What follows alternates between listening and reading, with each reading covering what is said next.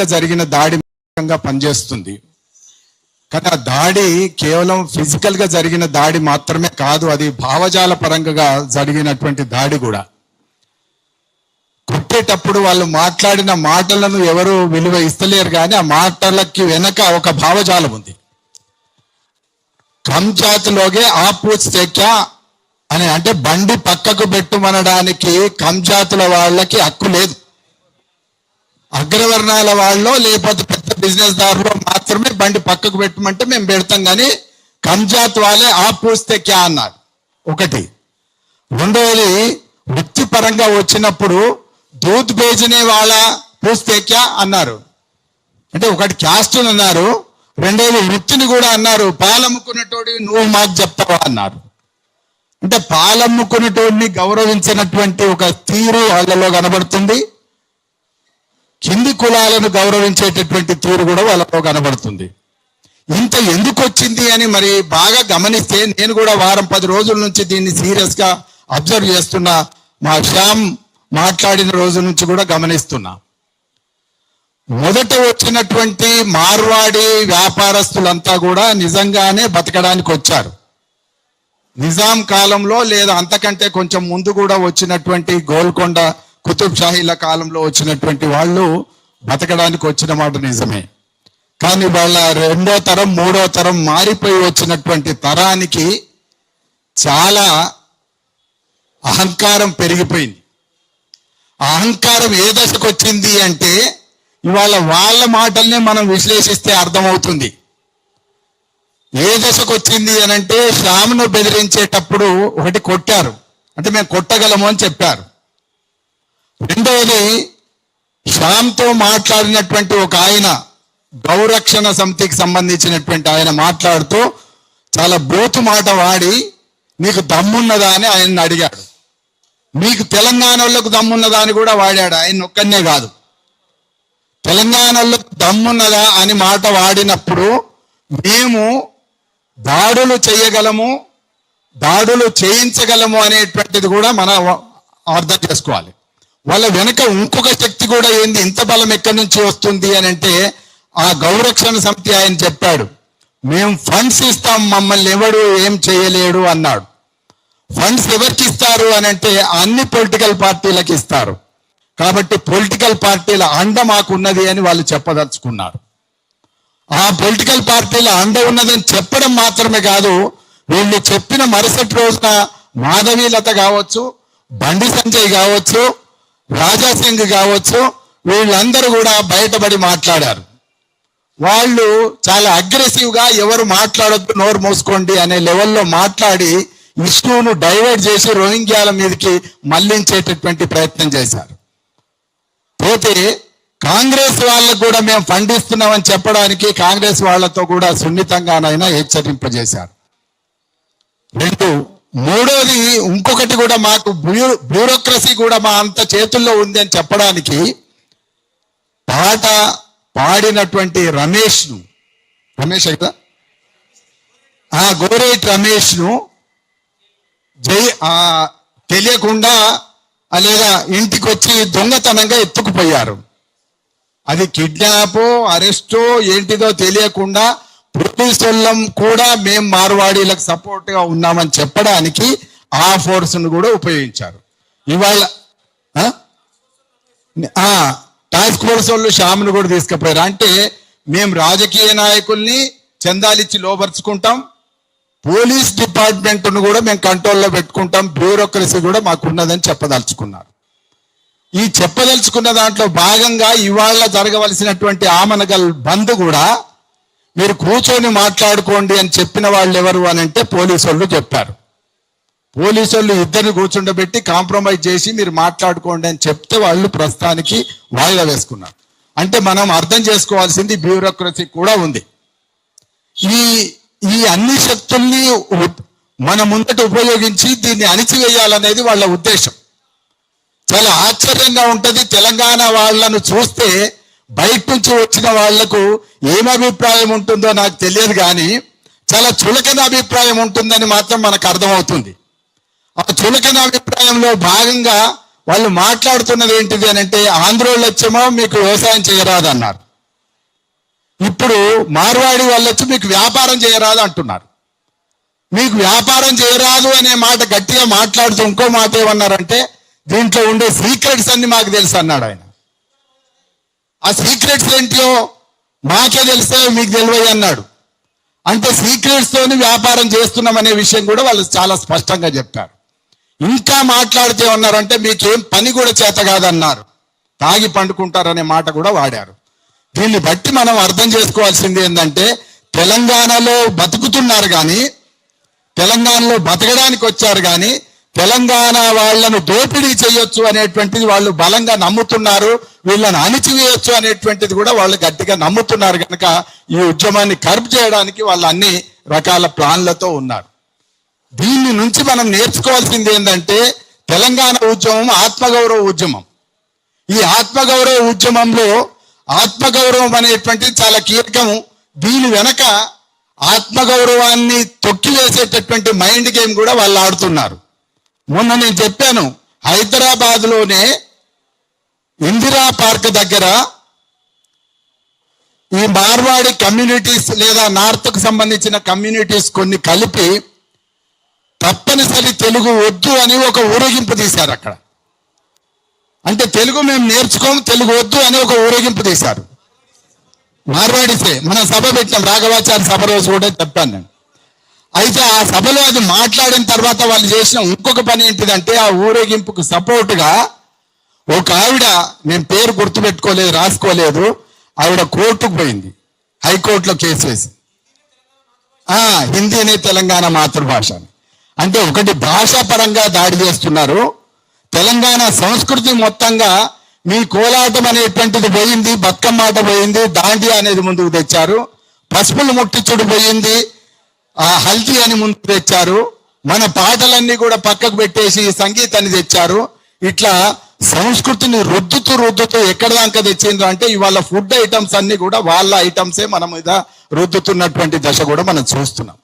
కాబట్టి ఊరుకుంటే ఇది మొత్తంగా తెలంగాణ ఆత్మగౌరవానికి, తెలంగాణ అభివృద్ధికి కూడా నష్టం చేసేటటువంటి ఒక పనిని వాళ్ళు ఇవాళ చేస్తున్నారు. కనుక మనం చాలా ప్రణాళికాబద్ధంగా పనిచేయాల్సినటువంటి అవసరం ఉంది.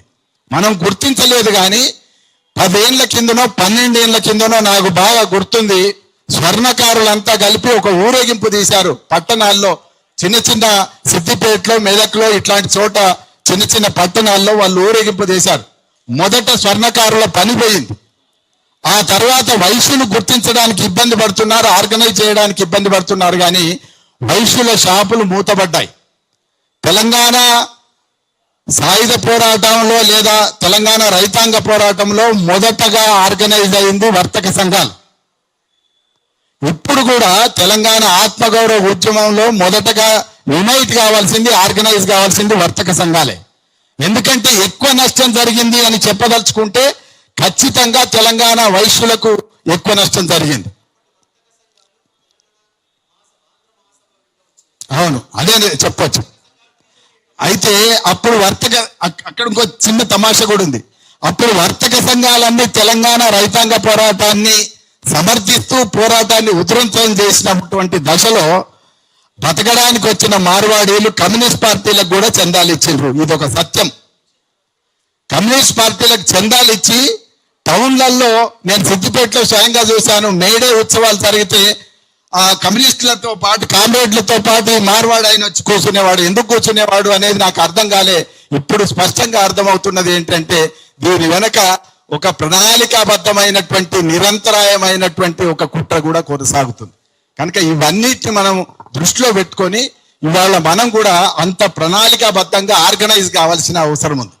తెలంగాణ ఆత్మగౌరవాన్ని కాపాడుకోవాలి, తెలంగాణ వృత్తులను, చేతి వృత్తుల్ని కాపాడుకోవాలి, అట్లాగే తెలంగాణ భూముల్ని కాపాడుకోవాలి. తెలంగాణ వ్యాపారులకు మనం అండగా నిలవటంతో పాటు ఇవాళ వాళ్ళకి ధైర్యం లేదు. వ్యాపారులంతా కూడా ఏం చేస్తుంటారంటే, మనం ఆంధ్ర వ్యతిరేకంగా ఉద్యమాన్ని చేసినప్పుడు కూడా మన దగ్గర సిద్దిపేట లాంటి చిన్న పట్టణాల్లో ఉండే వ్యాపారులు ఒక మాట అనేవాళ్ళు, సార్ వ్యాపారులు వాళ్ళతో పెట్టుకుంటే ఎట్లా సార్, మన బిజినెస్లు దెబ్బతింటాయని అనేవాళ్ళు. ఇవాళ కూడా మన బిజినెస్లు దెబ్బతింటాయి, తిన్నాయి ఆల్రెడీ. అది ప్రపంచీకరణ కావచ్చు, ప్రపంచీకరణ తెచ్చినటువంటి టెక్నాలజీని బాగా వాడుకొని రహస్యాలు చేతిలో పెట్టుకొని సీక్రెట్స్ అన్ని గర్భీకరించుకొని వ్యాపారం చేసినటువంటి మార్వాడీలు ఇక్కడ కొట్టినటువంటి దెబ్బ మామూలు దెబ్బ కాదు, అది ఏర్పడకుండా కొట్టినటువంటి దెబ్బ. అది ఇక్కడ చెప్పడం కష్టం, కానీ కొట్టక తిట్టక అనే ఒక సామెత ఉన్నది తెలంగాణలో. కొట్టక తిట్టక ఏ పిచ్చికి అనే సామెత ఉంది.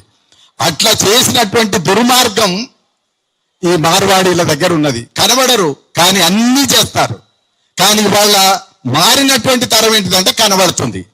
అది మనం అర్థం చేసుకోవాలి. గతంలో ఉన్న వాళ్ళు కొట్టక తిట్టక, కానీ ఇప్పుడు కొట్టగలం తిట్టగలం ఏమైనా చేయగలం అనేటువంటిది ముందడి చేస్తున్నారు. కనుక మనం జాగ్రత్తగా ఉండాలి, సోయితో ఉండాలి, తెలంగాణ సోయితో ఉండాలి. తెలంగాణకున్నంత బలం, తెలంగాణ స్థానికకున్నంత బలం ఏ శక్తికి కూడా ఉండదు. మనం గనక గట్టిగా అయితే, వైశ్యుల దగ్గర నుంచి వీళ్ళందరి దగ్గర నుంచి మనం గట్టిగా అయితే తప్పనిసరిగా మార్వాడి అనేటువంటిది పెద్ద శక్తి కాదు నా దృష్టిలో. కాబట్టి మార్వాడి వాళ్లను ఎంతవరకు వెళ్ళగొట్టాలి, ఎక్కడి దాకా అనాలి, ఇది 50 ఏళ్ల కిందికా 30 ఏళ్ల కిందికా 40 ఏళ్ల కిందికా ఈ చర్చ అంతా మనం అవసరమైనప్పుడు చేసుకోవచ్చు. కానీ ప్రస్తుతానికి మాత్రం తప్పనిసరిగా మార్వాడీల విషయమై తెలంగాణ స్థానికుల దగ్గర లోతైనటువంటి ప్రచారం చేయవలసిన అవసరం ఉన్నది.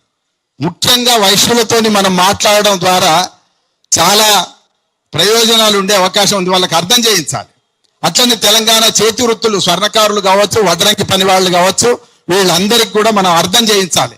ఆ మాటకు వస్తే దళితులు నాట్లేసేది ఇంతకుముందు, ఇవాళ నాట్లేయడానికి కూడా వాళ్ళకి అవకాశం దొరికేటటువంటి పరిస్థితి లేదు. ఏమన్నంటే ఏమంటారంటే వాళ్ళు 1000 అడుగుతుండ్రు, వీళ్ళు 500కి చేస్తుండ్రు. సరిగ్గా బిజినెస్ లో వస్తువుల దగ్గర ఏ రకంగానైతే ఆ తక్కువ రేటుకి అమ్ముతున్నటువంటి వస్తువులు పెట్టి తెలంగాణ వాళ్ళను వశపరుచుకున్నారో, పనులలో కూడా తక్కువ కూలీ రేట్లకు వచ్చి తెలంగాణ వాళ్లను వశపరుచుకున్నటువంటి ఒక విధానం ఉంది. కేసీఆర్ బీఆర్ఎల్ అతిథులు అంటాడు, ఆయన ఇప్పుడున్న ఆయన వాళ్ళంతా కూడా మన వాళ్ళే అంటాడు, ఆయన జీడిపి పెరిగింది అంటాడు, ఇంకేమో మాట్లాడుతుంటారు. ధర్మాన్ని పరిరక్షించడానికి వచ్చారంటాడు. ఈ ధర్మ పరిరక్షణ, జీడిపి అభివృద్ధి ఇవన్నీ కూడా మాట్లాడేటటువంటి మాటలు వాళ్ళ చందాల్ని కవర్ చేసుకోవడానికి చెప్పే మాటలని మనం అర్థం చేసుకోవాలి. ఇవన్నీ వాళ్ళు పొందుతున్నటువంటి చందాల్ని కవర్ చేసుకోవడానికి మాట్లాడుతున్నారు. కాబట్టి ఈ రంగు బయట పెట్టేటటువంటి ప్రయత్నం ఇవాళ మనం చెయ్యాలి. అన్ని పార్టీల వెనక ఎందుకు ఇట్లాంటి గొంతులు వినిపిస్తున్నాయి? ఒక మాట చెప్పి నేను ముగిస్తాను. వీళ్ళందరికీ ఎలక్షన్లలో మాత్రమే స్థానికులు కావాలి. ఎలక్షన్లు అయిపోయిన తర్వాత ఇగో ఇట్లా చందాలు ఇచ్చే మార్వాడీలు కావాలి, వ్యాపారస్తులు కావాలి. కాబట్టి ఈ విషయాన్ని కూడా మనం చెప్పాలి. అంటే ఇది చెప్పడం ద్వారా ఇప్పుడు వెంటనే ప్రయోజనం లేకున్నా రేపు ఎన్నికల దగ్గరికి వచ్చినాక స్థానికులకు స్థానిక చైతన్యం ఉంటే గనక వీళ్ళెవరిని కూడా దగ్గరికి రానిచ్చేటటువంటి పరిస్థితి లేదు అని గట్టిగా నేను నమ్ముతూ మీ అందరితో చెప్తూ, ఈ పని లోకల్ బాడీ ఎలక్షన్లలో మాత్రం చాలా సీరియస్ గా వీటి వెనక ఈ రాజకీయ పార్టీల మేనిఫెస్టోల్లో ఏముంటున్నాయి, స్థానిక ప్రయోజనాలు కాపాడతామని మేనిఫెస్టోల్లో ప్రకటిస్తేనే వీళ్ళకి ప్రచారం చేయాలి, వీళ్ళని గెలిపించాలి. కానీ లేకపోతే ఎవరికి కూడా ఓట్లు వేయనటువంటి పరిస్థితి మనం ప్రచారం ద్వారా తీసుకురావాల్సినటువంటి అవసరం. కాబట్టి స్థానికత అనేటువంటిది ఏ పార్టీ ఒప్పుకోకపోయినా వాళ్ళని మనం దగ్గర రానిచ్చే ముచ్చట ఉండకూడదు. అట్లాంటి ఒక నిర్మాణాత్మకమైనటువంటి ప్రచారం చేస్తూ ప్రజల్లోకి వెళ్ళి దేనికైనా పరిష్కరించేది ప్రజలే కనుక ప్రజల్లోకి వెళ్ళడం అనేటువంటి దాని ద్వారానే మనం దీన్ని ముందడికి తీసుకుపోగలుగుతాం. శ్యామ్ మీద జరిగిన దాడి కానీ, రమేష్ మీద జరిగిన దాడి కానీ, ఇంకెవరినో ఒక అమ్మాయిని నిలబెట్టించి మాట్లాడిచ్చారు ఆయన విషయంలో. అంటే మేము ఇట్లా కూడా చేయగలము. ఒక అమ్మాయితో తిట్టించారు. ఏంటి ఆమెకేం తెలుసు? ఆ మాటకు వస్తే ఆ అమ్మాయి ఏం చదివింది? ఎట్లా పడితే అట్లా మాట్లాడింది. ఆమె చాలా బూతులు మాట్లాడింది. నిజానికి అట్లాంటి బూతులు మాట్లాడడం అనేటువంటిది తెలంగాణ చైతన్యం ఉంటే ఉండేటటువంటి పరిస్థితి కాదు. తెలంగాణ స్థానిక చైతన్యం లేకపోవడం వల్లనే తెలంగాణ వాళ్ళ మీద అట్లాంటి ధోరణి ప్రకటిస్తున్నారు. కనుక మరొకసారి మనం స్థానిక చైతన్యాన్ని పెంచే దిశగా మాట్లాడవలసి, పనిచేయవలసి, నిర్మాణాత్మకంగా ఉండాల్సినటువంటి అవసరం ఉందని భావిస్తూ, దీనికి తెలంగాణ వాళ్ళు కూడా కొంచెం ఆలోచించండి. తప్ప ఆయన అన్నాడో ఈయన అన్నాడో ఒక రాజకీయ నాయకుడు అన్నారు కనుక వీళ్ళు వెంటనే 4 బయట్లు ఇచ్చి రోహింగ్యాల విషయం మాట్లాడే పరిస్థితి ఉంటే అది పరిష్కరించాల్సిందేటువంటి కేంద్ర ప్రభుత్వమే. అది వాళ్ళను నిజంగా ఐడెంటిఫై చేసి వాళ్ళని పంపిస్తారా ఏం చేస్తారా అనేటువంటిదంతా కూడా చేయాల్సిందిరా కేంద్ర ప్రభుత్వం. అది చేతిలో పెట్టుకొని దాని విషయం మీకు దమ్ము ఉంటే చేయండి అని అంటే దమ్ము ఉంటది. దమ్ము ఎప్పుడు ఉండాలనో, ఎట్లా ఉండాలనో, ఏ విషయంలో ఉండాలనో అట్లాంటి దమ్ము చూపెట్టగలిగేటటువంటి శక్తి తెలంగాణలో అందరికి ఉన్నది. తప్పనిసరిగా అవసరమైనప్పుడు ఆ దమ్ము చూపెడతారు తప్పకుండా. Thank you sir. Thank you. కూర్చోండి సార్, కూర్చోండి. Thank you sir. ఇప్పుడు నల్లా సూర్యప్రకాష్ అన్న గారిని శ్యామ్ ఆఖరిగా మాట్లాడతాడు.